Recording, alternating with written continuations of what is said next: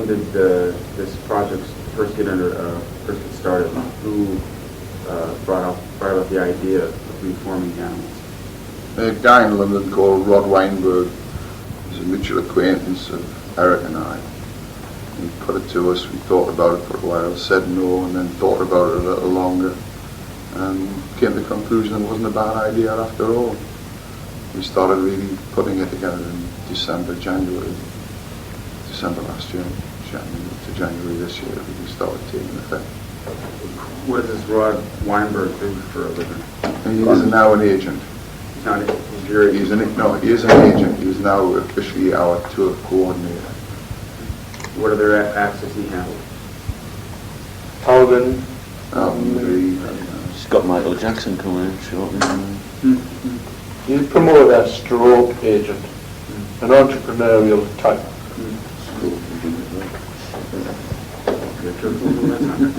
Go ahead, brother. You're right. Sorry, Al. You were sort of reunited in 1977 on the record before we were so rudely interrupted. Was there any talk of formally reforming the band at that time? No. None whatsoever. We all had independent projects which wouldn't allow us the time to either tour, record or write. So basically it was just a one-off job.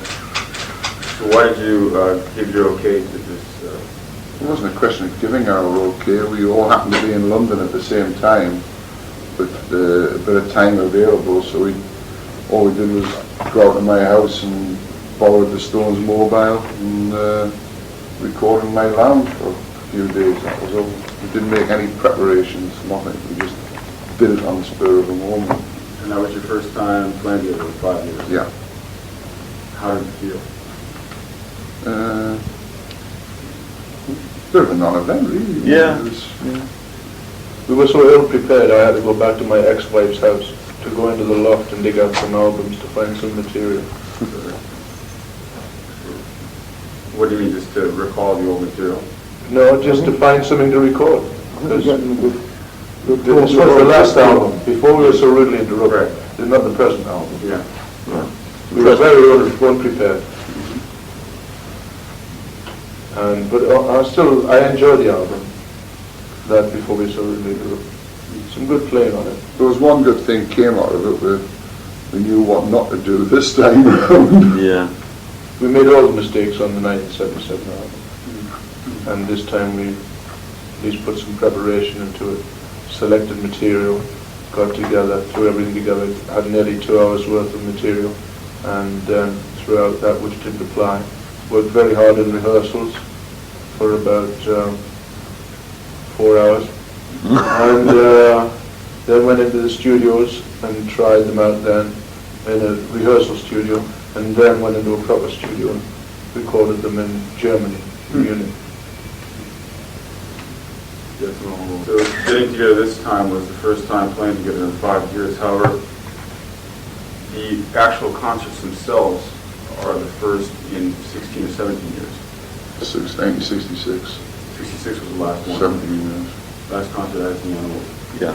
So this must have been quite a, well, I wouldn't say jarring, but it's been quite a... Traumatic? Is that the word? I don't know. I thought that's what you were looking for.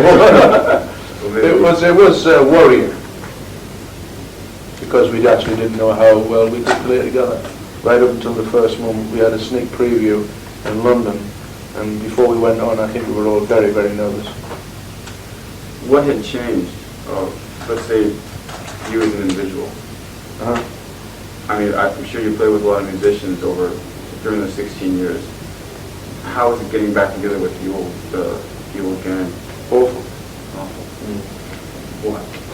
Well, I was used to dishing out orders, as I think Chas was as a producer and Eric was as a band leader, and then to try and learn to keep your mouth shut, which is virtually impossible for me. It was never our strong point. And everybody has a strong ego and forceful personality, so it was a clash of wills. It was rather like having a stagecoach being pulled by 5 horses in different directions. Was this a problem in the original lineup, the original band? Yeah. Is that what eventually broke the band up? Was a Was it factor. a factor? Yeah. was one of the factors that broke the band. Lousy management was probably the main factor. Now that you're all experienced, I Pardon? What? I was just interjecting. No, it's just not. All right. Yeah, bad management and Dishonest more. right. but with all these years of experience now, you could probably go on in this sort of a setup for quite a while then. I doubt it. No, the nervous system wouldn't stand it. That's it. Well, we just couldn't. I don't think, because we have developed as individuals and have our own lives to live, I think it would be nearly a death sentence to decree that we have to meet and go on continuously. I think we'll do it the best way we possibly can, and we'll know instinctively when it's time to stop. Money is not worth, devoting your whole life to a project like this. It's all right when you're younger and you don't have the sheet anchor of a home or responsibility, but we all have different responsibilities. Just out of curiosity, is this more of a lucrative setup than, say, you could have had otherwise? Just out of curiosity. How do you mean that we could have had? Well, I'm sure before this started, you were all involved in your own projects. Is this more of a lucrative... I couldn't keep on doing this. I can't afford to cut my salary. Is that right? Me neither. I'm making less this year than I've ever made since 1966. Is that right? So it's a real labor of love here. No. It's not a It's an experiment in living. See, it's almost like an exorcism. Getting something out of your system for once and for all, isn't it? Once and for all. So this has been on your mind for years then? No. But it seemed like, when an outsider brought the idea forward, I don't know, we've all for various reasons agreed to do it, so there's strong motives underneath, for everybody's individual reasons are different, but it seems like it's getting it out of your system for some reason. And it's coincidental that we all had enough time to do it. Chess and Sony Studios. Hello, and I couldn't get a deal with a record company. Is that right? That's right. Did I've anybody been working for 10 years without a deal with a record company. Why was that? Don't know, you tell me. Well, did anybody try to talk you out of this project? Yeah, myself. Really? Why? Well, for the same reasons as Alan's line is underlined, that we're like horses pulling in opposite directions. It's very difficult to discipline yourself to I'm not going to say anything this time, I'm just going to shut up and let it ride. It's hard, it's not easy. But I think we're over the Over the hump now, the worst part. we've broken the back of it, and I think it's a sort of downhill ride from this point on. It's retraining yourself to think collectively, rather than think what's best for yourself, what's best for the whole thing. For a project. So it's an exercise in discipline as well then? Yes. As a musician? Yeah. One way of looking at it is 5 guys who were born within 3 or 4 miles of each other. After all these years, if we can't settle our differences, what the hell chances there of peace in the world? What chances there of nations settling? So providing an example for us all. Well, insofar as, Something better. insofar as the way, if you're responsible for your own life, you tend to smother your own inadequacy and your bad side. And if you're with people who are dependent on you, either to make decisions or to work together with you, and you still insist on, operating both your worst side as well as your good side, then you've got to be an idiot. So it's re-education, basically. I suppose what the Chinese have been doing since 1947. We've just caught on. I got my kid back due to this project. How's that? I hadn't seen her for 3 years, and there wasn't a way of me reaching her because of the divorce and the unsympathetic court system in California. And I knew that if I did this tour, I'd be on MTV and I'd be on the radio airwaves because it would elevate me higher than it was normally in my normal output. And it worked. Your child is located in California. How old is she? She's 8. 8? Yeah. Is that right? And she got in touch with you through the airwaves then? Yeah, she saw me on TV and said, That's it. my daddy's coming into town, I've got to go see him. And it worked. I knew that it would happen. I knew it would happen. I mean, it worked for me.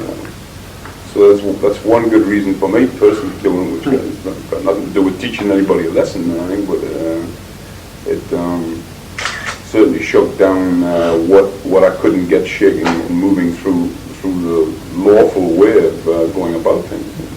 I think it's because of its unknown quantity.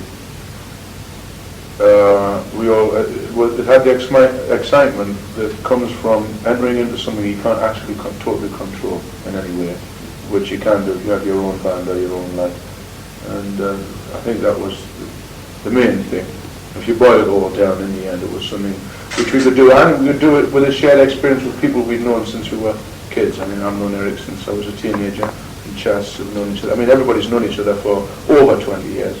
And so there was the safety of knowing that in the end, no matter how low it got or how bad it got, there would be people who in some sense understood you more than you understood yourself. Do you think some of your motives could overlap with, say, those of the Hollies, who just got back together recently? I have no idea what their motives are. Haven't seen any of them in years. The last we heard of that was the Collapse. Oh, it was already ended. Collapse. Yeah, It collapsed. collapsed. They didn't complete it. Fell apart. But we don't know why or what the motives were. We haven't met them for a long time. There's been several reunions that happened with various bands since the beginning of this year, and when we started out in this project, we had no idea that was happening. Is that right? No. And it happened, it mushroomed, and these guys must have been in pre-production as long as we were. You can't just go out there. You have to think about it first. So there's been a rash of reunions that have happened, and it looks like it's engineered, but in a way it's just a huge accident. Yeah, they're all independent of each other, it seems. Just a big coincidence. But most of these seem to be groups that did gain the bulk of their popularity in the 60s. Yeah. So perhaps you were all going through somewhat of the same... Metamorphosis. Yeah. Yeah, maybe when you hit around about 40, you realise it's... Male menopause. Yeah, something like that. They don't menopause.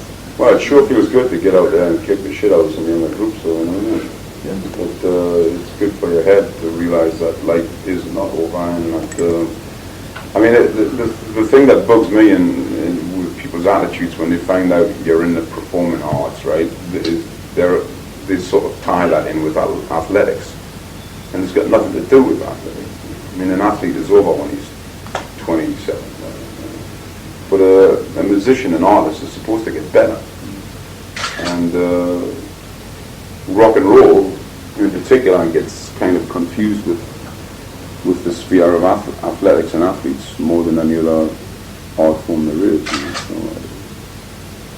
it's, in a way, for me, it's proving that I've been right all down the line and getting involved in the performing arts in the first place, because you're supposed to get better as you get older, not to do it. Have you seen this in your contemporaries? This improvement over the years? Well, in contemporaries, most of them are dead. I mean, we're real survivors. I mean, I'm not being flippant. I'm not joking about that. I mean, most of the people that we grew up with and most of our contemporaries are either dead or dying. It's life in the fast lane, But I mean, when I say about artists getting better, I'm talking about artists who paint, actors. I'm looking at the arts in general, not specifically one field. But when you look at people like Count Basie, Frank Sinatra, Williams, and people like that, Picasso, right? Pablo produced until the day he died, every day, relentlessly. So much so that it takes a team of art students to work their way through his catalogue for the last, since he died. That's the kind of thing to work towards, I feel. Right. Andy Summers. Andy Summers, yeah. Yeah, it took him a long time, man, to merge into flower, into what he's doing now. He has flowers. Yeah, sure.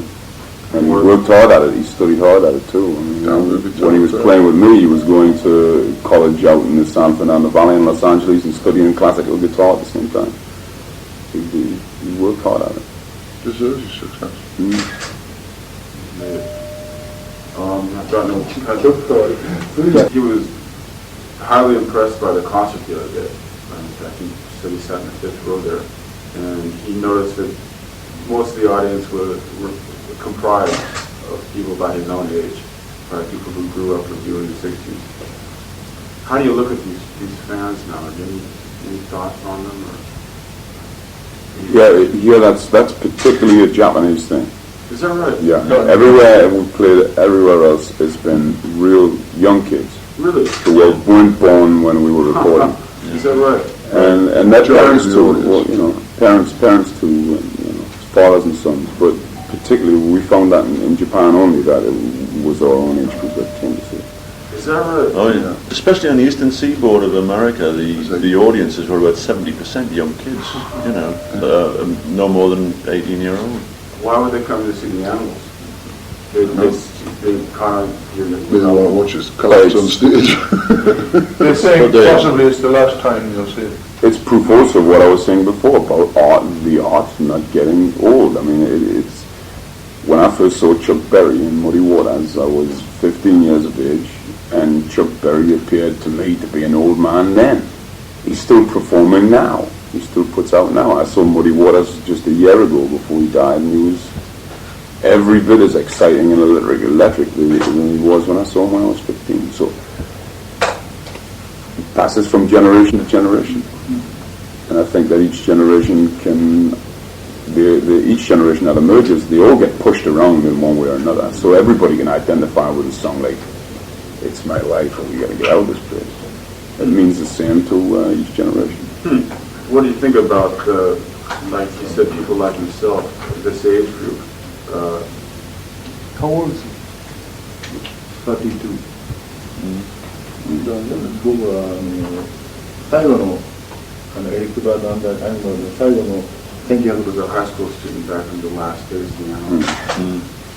Well, we're found in the tour so far that we've come against people who were fans of the band in the 60s who now have control of radio stations. They're editors of the media, the entertainment editors of the press, journalists, whatever.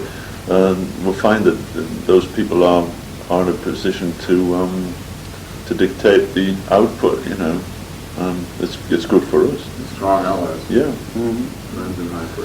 And it's I think possibly a lot of the reason why we had so many young people coming to the concerts in the States was it seems that the Animal singles have been strongly played all these years. They've never sort of collected dust. They've always been consistently played.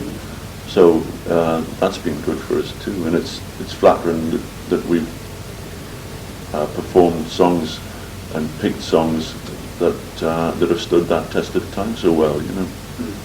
So, yeah, they're continuing on the playlists, continuing across the board. Does you feel any sort of a problem catering to that sort of an audience that young, or a lack of communication of any sort? No, just play, work. We just play the way we play.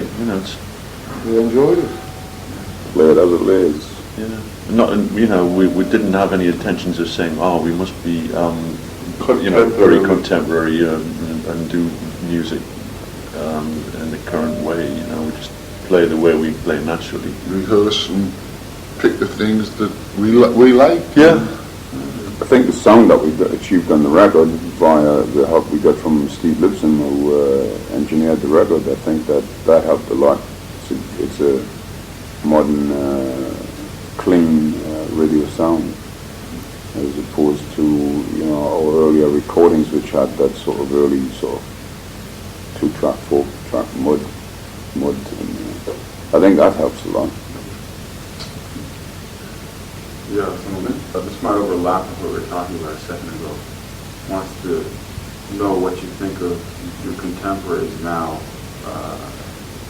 You've seen their activities over the years now. Maybe you've seen things about them overlap with your own lifestyles and your own careers. or differences perhaps, what any comments to make?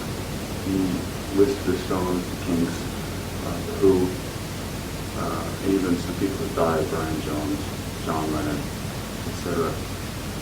Do you see anything in common, first of all, with some of these people who, for the past 20, not quite 20 years yet, maybe 18, years, who have been in the fore of the music scene? I think they've had to adjust to the idea when we all started, we were amateurs. And we had to invent our own rules for survival, and some were better than others at doing it. But it shows you the strength of that particular scene.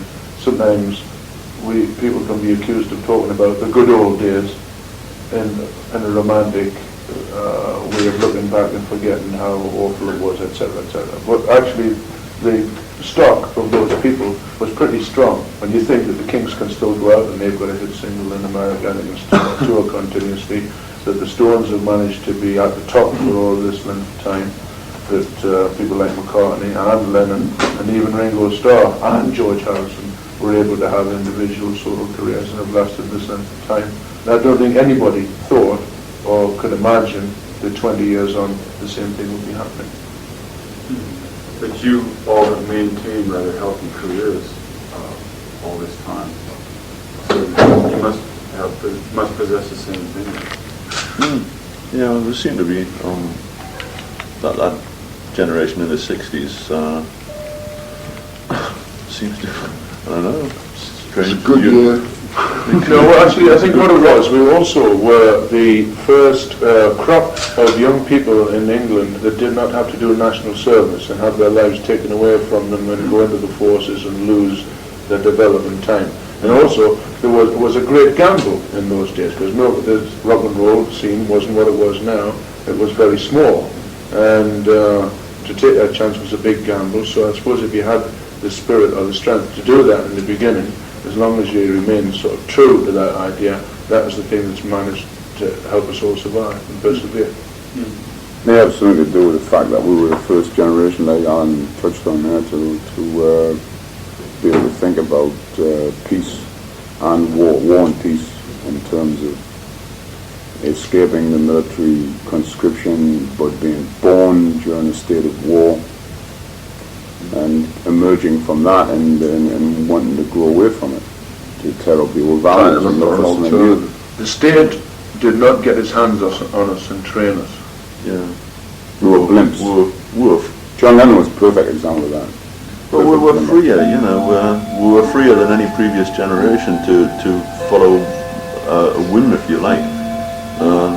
You couldn't afford that luxury in the post-war years or anything before that. I mean, we were the first ones who made the dream come true. Yeah, could just say, I don't want to work in a shop or an office. I want to play rock and roll.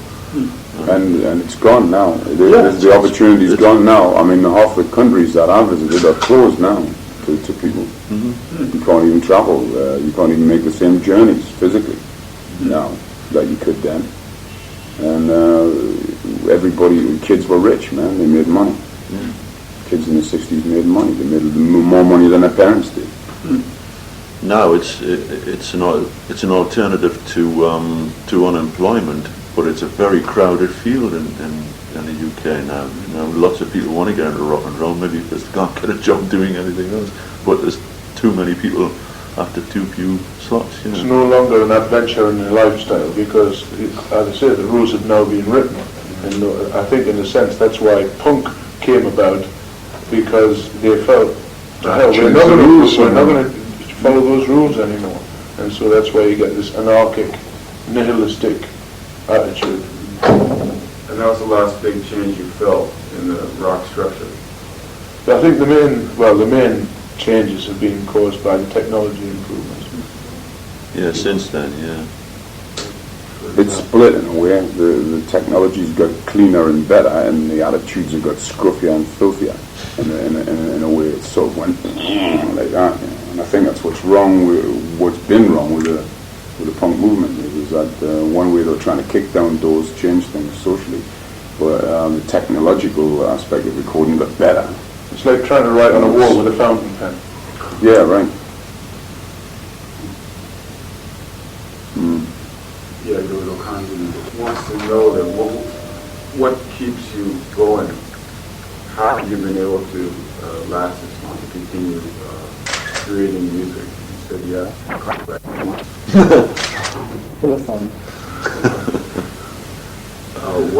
What maintains this level? Arrogance. Arrogance. What do you mean, just the Well, the arrogance of the artist, knowing that, you know, I mean, you're supposed to have your own vision and your own attitude, and you have to show a lack of fear, you know. He's enjoying doing his work. You know, it's better than working in the shipyard, isn't it? There's also the thing that it's the first time. I mean, Jagger's on record in his 20s at saying, I can't see myself being a rock and roller at 30. I mean, that's the sort of attitude of youth. We're the first of the generation that caused the sort of pop explosion of the 60s to reach the 40s, and when you come to be 40, you realise that your life isn't quite over. You know, you've still got some gasoline in the tank. You know, so why not? Why stop? Just because somebody's 20-year-old thinks that you're old. So take the old V8 out under the freeway for its last run before they put a 55 mile an hour speed limit everywhere, and V8s disappear completely from the face of the planet. Which they're about to do. I think it's still a rebellion at our age, because we do feel, I mean, we've seen it, that people are being made more uniform. The hotels around the world serve the same food, the airlines give the same service, even the cars are starting to all look alike, and there's a uniformity which is being pressed on us now in this age in the 1980s, which was also there in the 1950s. And I think we all feel it's dangerous because it takes away your ability to act as a free man. And so that's why whatever we're saying or doing, maybe the chords and the words are pretty similar to what we were doing before, but the attitude is correct. Is that you must not accept what people tell you to be or do. So sort of restlessness propelled by that vision. Well, no, it's not a vision, it's reality. What we thought, what we instinctively understood then is now a fact. And a lot of people are accepting it. I'm afraid, because they're being beaten down by economics. The jobs are being taken away from them. They're being forced to compete in the way that we weren't. There was full employment when we were around. At least we did have that freedom. They don't have that freedom of choice now. You can, especially feel this in London, where you're all located now. Well, located in England, but not necessarily all in London. It's all over the country. It's all over the world, in fact. Yes. I mean, just today we saw a lot of guys taking an entrance examination to work for Sony, and we're told there was 2,000 for 30 jobs. 2,000 applicants for 30 All jobs. sat there with black suits on, white shirts, black ties, white socks, black shoes, and they all sat like that in the lobby waiting for their turn to go in and go do the exam paper. It's a pretty universal thing in sort of Western world. Well, I went back to California anyway. I feel a sense of personal freedom there that I don't feel anywhere else. Is that right? In what way? Well, I can get on a bike and ride if I want. I can, I can go down to the coast and swim or if I want to. I can go to the mountains. I can work if I want. I can not work if I want. There's a sense of freedom. There's a sense of space there that doesn't exist in Europe. We have an island race. The Japanese, they do get that island mentality. They get cramped and neurotic. Everybody knows. Everybody knows your business. Everybody knows. It's like a village, a giant village. It's interesting. But the rest of you continue to, except for you, all of you continue to live in London. No, we're all in a state of flux. That's in a sense, I suppose, what we've done now is an outward manifestation of the way we feel. Chas sold his house. I just moved back into London 2 years ago. I lived outside of London for 10 years. I moved back into London. I've just put my house up for sale. Don't know where I want to move to. We're all like gypsies at the moment. Just want to move. And if we find somewhere to live, we're not going to tell you. what was attractive about London in the 60s is gone, and what was attractive about a lot of cities is gone. It's the same all over. Everybody's suffering from the state of sort of mental breakdown. Economics. Sure. You can't get around. In America, even when in California, the transit systems are enough. So you've got, you've got to have money to have a car, to buy petrol, to go away. The state has taken away your freedom of movement. You're like a mouse on a treadmill almost. Well, that's why I'm attracted to California, I guess, because in order to live in California, you first have to have a driver's license and a car. It's, that's required. It's always been the same. You used to stop people at the border, and if they didn't have enough money coming in from the Dust Bowls in the 30s, they stopped them, checked them, stopped checking them. If they had less than $100, they were turned back. I mean, it's always been that way. So once you pay the price of admission into that club, then you got a lot more movement. That's what I like about it. So for me, LA, it has its faults and its drawbacks, but the thing is that it's it's the city with the least character. It doesn't impose its character on you. You don't have to play the LA game when you're there. In London, you have to play the London game. You're tied by the transportation systems, and the bars are closed at a certain time. I suppose in Tokyo, you have to play the Tokyo game. When you're in Paris, you have the Parisian game. But in Los Angeles, you can impose yourself on the city and have the city work for you in a way. In most industrial cities, they're dead now. All the people have moved out.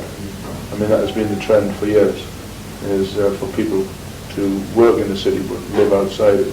And so the city dies, where normally the city was a place for protection and for people to meet and mix. That is dissipating. The technology means that people don't actually have to go out and make their own entertainment anymore. I mean, they can sit at home and it all comes to them. It also means that they can turn on the television and be frightened to death and be made neurotic and receive information passively and not take any active part in the community or in politics or anything at all. In other words, you're being neutered by your discoveries. In fact, scaring them not to go out. Yes, terrorizing them by the tube. Streets are dangerous out there. So I take it you all are pretty offended by this sort of attitude then. Wouldn't anybody to be? Nobody likes to The streets carnivore is dangerous as well. When we were kids, when the Germans used to come over and drop bombs on them. And the thing is that's a design for the future, and it's accepted. You look at downtown Houston. Isolate people. Look at downtown Houston, a place like Houston, Texas. They're not now there with police prowl cars, man, nothing. And if you're out walking the streets, you get picked up just for walking. And that's the same thing. They attempted to do the same thing in the 60s, but there was a need, an urgency to get out in the streets and change it and say something about it, and start searching for something new. And that's why I can refer to that period as the good old days with some affection, and know that it was a degree of reality. They were good old days, I think. We're at the mercy of social planners who have inhuman ideas and ideas. That's the problem. And we still remember how it could be different. So I think that's why we're still out as well. And I think people see us as that sort of, in some ways, in America. When we were touring, and I talk to people, they think it's a wonderful thing to come out and see us actually performing and working hard and still having that same aggression and spirit.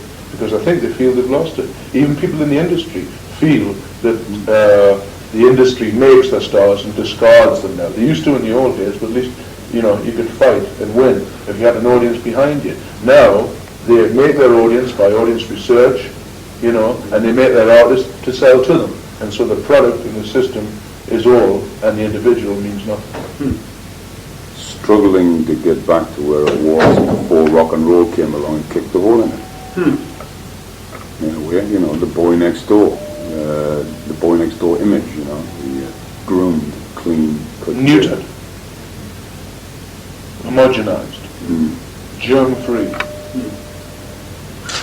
clinically clean. Okay. It's even worse on the other side of the political fence. what you find. One of my early ambitions was to grow up and run amok with a pin in a block factory.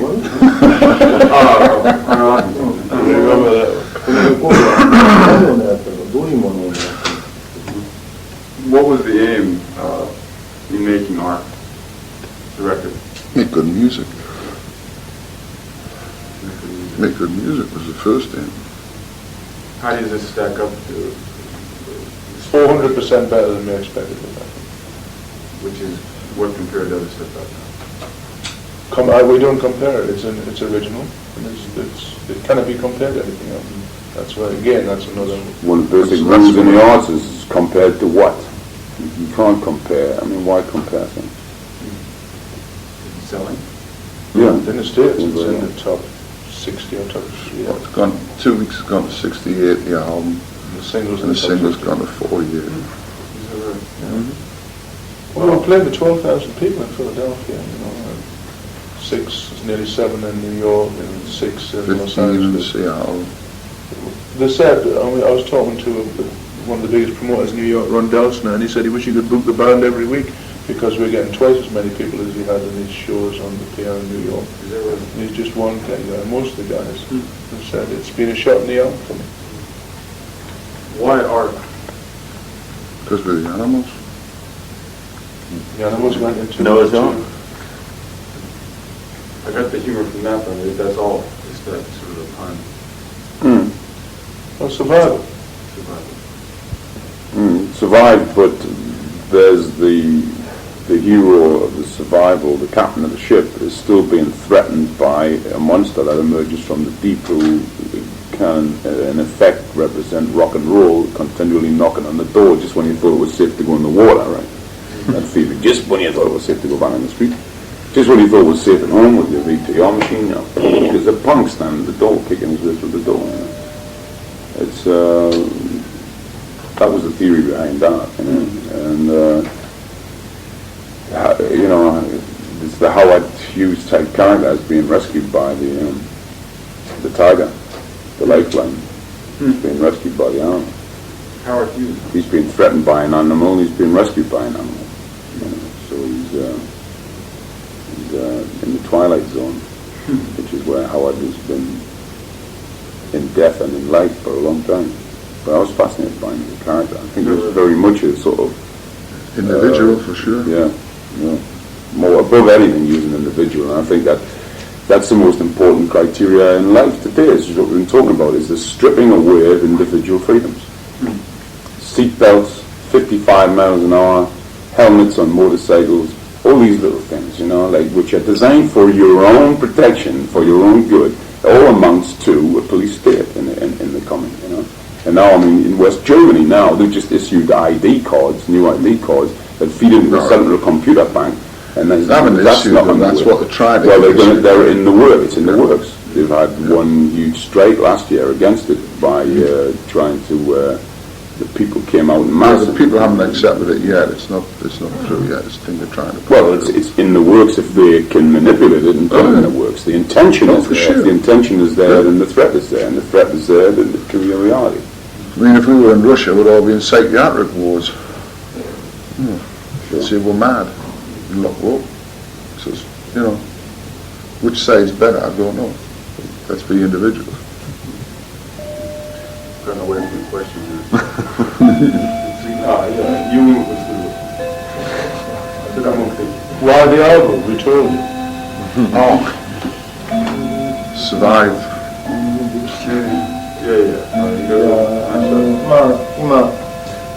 Been a diversification, rock music as of late.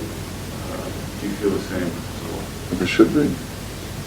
It Should be as diverse as possible. Has there been? Is it more diverse? I would think I mean, they've got more labels now, but is it actually more diverse? I think that music was popular music spectrum's wider now than it's ever been. In Britain, on radio, because you have state radio. What's happening in Britain? It's very, Not in America. What's the difference? in American music sounds, you know, apart from, you know, there's exceptions, but the broad thing of American music sounds very much like stamped out of. It's dictated Say more. by, again, consumer research, And I went to see a chap who told me how to sell albums in America in 1977, and sends out these tip sheets to the radio stations. And he said, you've got to think of it as a whole spectrum. And when you're marketing things on FM radio, they chop off that end, which is punk, and they chop off that end, which is Frank Sinatra. And what's left in the middle, we'll play 24 hours a day, because the advertisers know that that's the lowest common denominator, and that's where we'll get the biggest audience. And so it's the researchers who dictate what happens on radio in America. And it's not so in Britain, because we have state radio with individuals who are allowed to choose their own program. Is that right? Yeah. How are the individuals chosen though? Because because they're different individuals, and they have different tastes, and they listen to different things, and they have different preferences, and they're allowed to have them.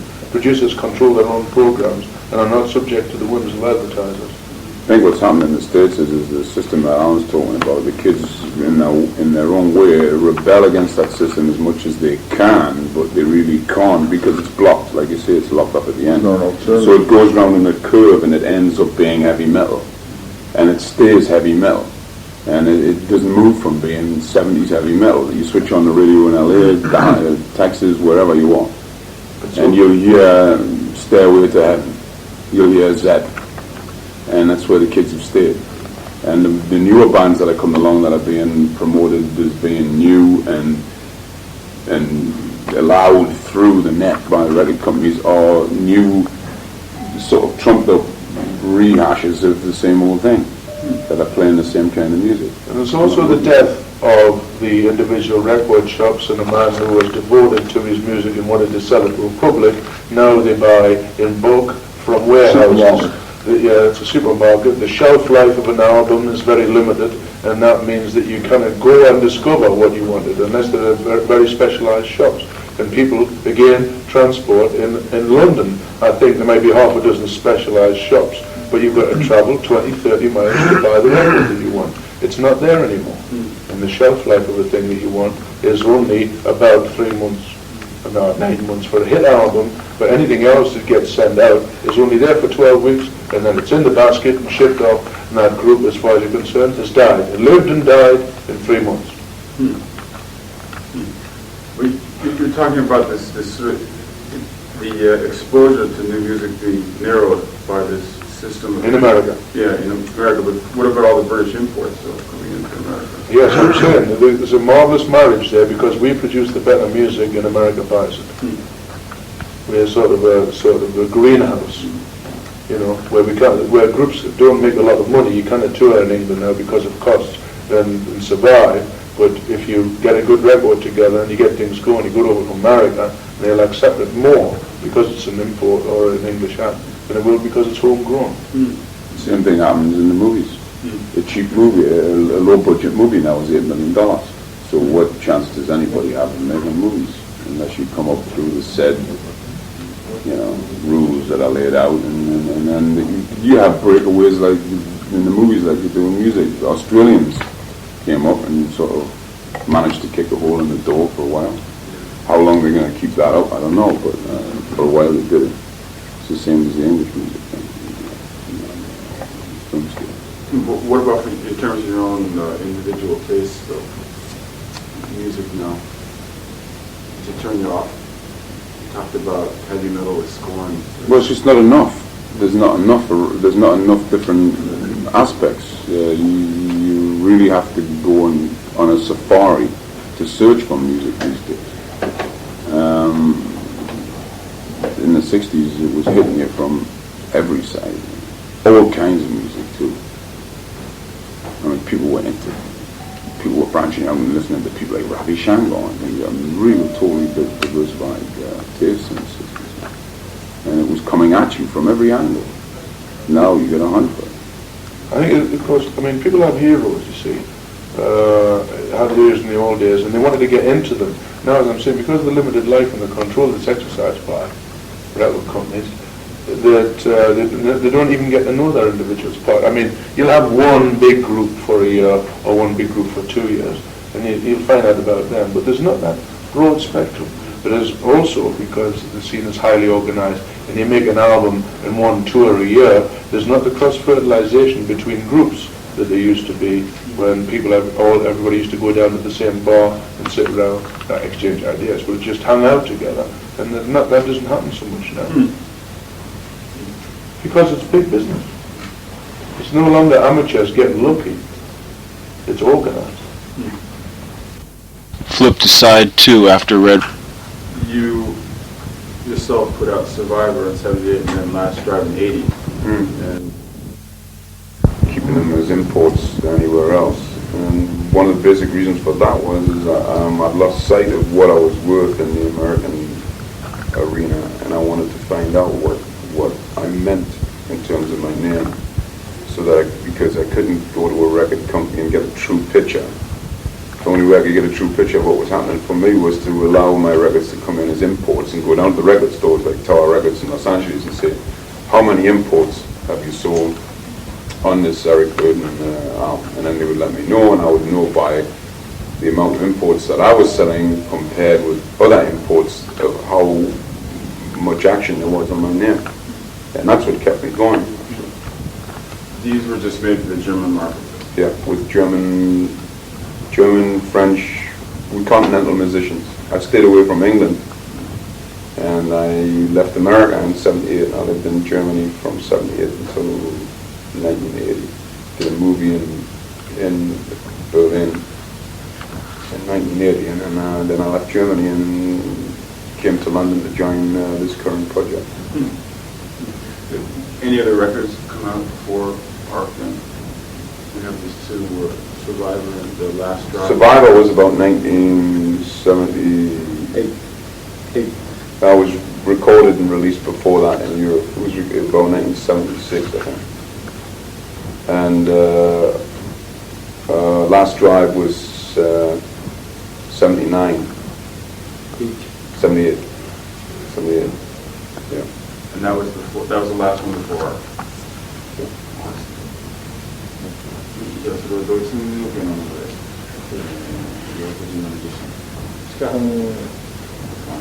Another minor question here. An album called Eric Is Here was released in '66 under the auspices of the Animals. He has to do this with your solo project. Yeah, it was. The record company demanded that I keep the name The Animals. Otherwise, it wouldn't take it a step further forward. Really.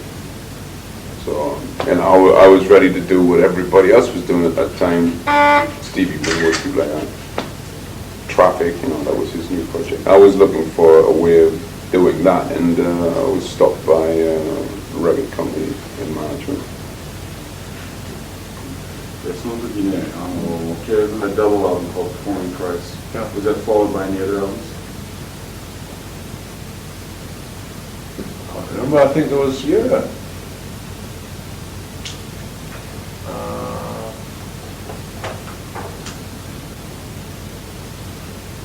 I had one called Shouts Across the Street.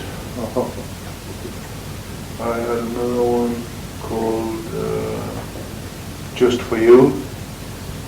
I had another one called Rising Sun. I had about 4 or 5 albums after that.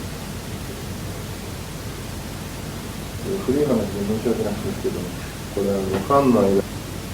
This is another one for the Animals trivia collection here. Was your last recording session together Don't Let Me Be Misunderstood or... Bring It On Home to Me, when I was there. They went on after me. Okay. What was the last one for the... Don't Bring Me Down. Don't Bring Me Down. It was the last one. Then it came out Burdon and the New Animals. Oh, I see. It was a new band entirely from that time. What are you doing now? CCR? Animalization. As well. Animalization. That was the last original members. No, I had left. John had left by then as well. The band broke up in summer of '66. I left in April of '66. The last single I was on was Inside Looking Out. And the last album, I wasn't on Animalizations. Animalism. I can't remember what the album was. Animal Trucks. Animal Trucks. I was in there. Yeah, I was on. Well, I was on, Minimalism. yeah, I must have been. Anyway, Inside Looking Out was the last thing that I was on. He just wants to set the record straight for the animals fans. Sarah straight for us as well. Exactly. You should have brought along a historian. Yeah, it will wait. まあ、 3 minutes.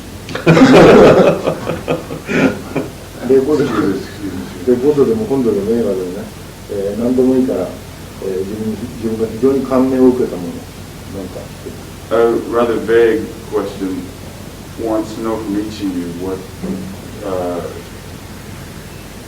say, movies or music or anything that's given you substantial inspiration. Let's just say recent and last. E.T. Why? No, E.T. Extraterrestrial. Yeah. No, he says E.T.Y. I said, no, just E.T. It was very good. I had to judge it in a competition. Really? Yeah, for the British Oscars. The British Oscars. Oh, for Oscars. And I went along to listen to the music. I was asked to go along for the music, but I enjoyed the film because it was simplistic and entertaining and optimistic. All the things I'm not. Where are the gentlemen? Well, I'm waiting for Costa Grievous's next movie. Oh, really? Costa Rivers.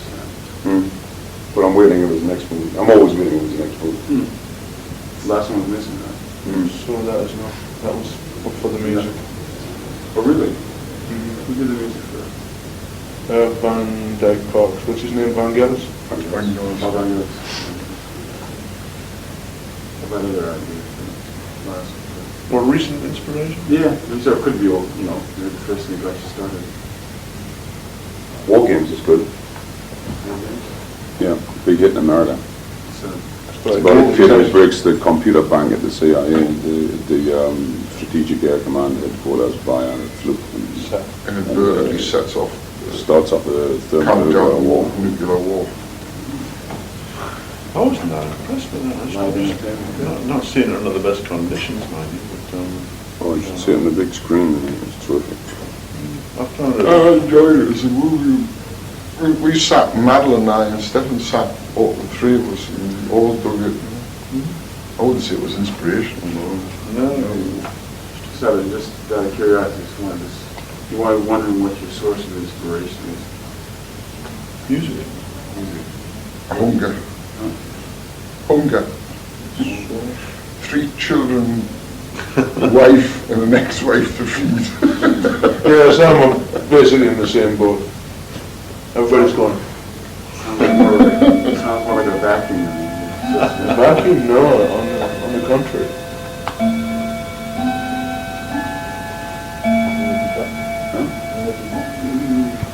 He wants to... Inspiration. Buddhism. Buddhism. What kind of Buddhism? Mission Shoshin. It's interesting. Unexpected. Sorry? Unexpected.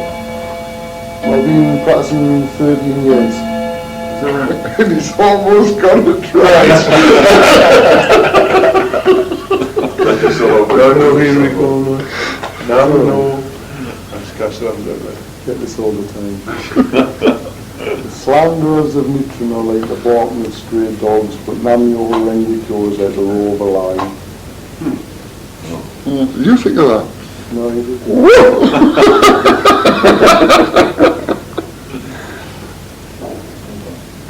Nam-myoho Rengekyo. what is it? Namyo Rengekyo. Nam-myoho Renge-kyo. Namyo Renge-kyo. All right, well, thank you very much. Cheers. You're welcome. いや、28日のコンサート、僕は前から3番目ですね。変わりますので、ぜひ頑張って。He'll be in the third row at the concert of 28 there, supporting us, so. Right, Do good. your best. Hope you enjoy it. What are, あ、最後には、どうぞ、聞いてください。作った。 You'd like it. Could you give me your autograph? Oh.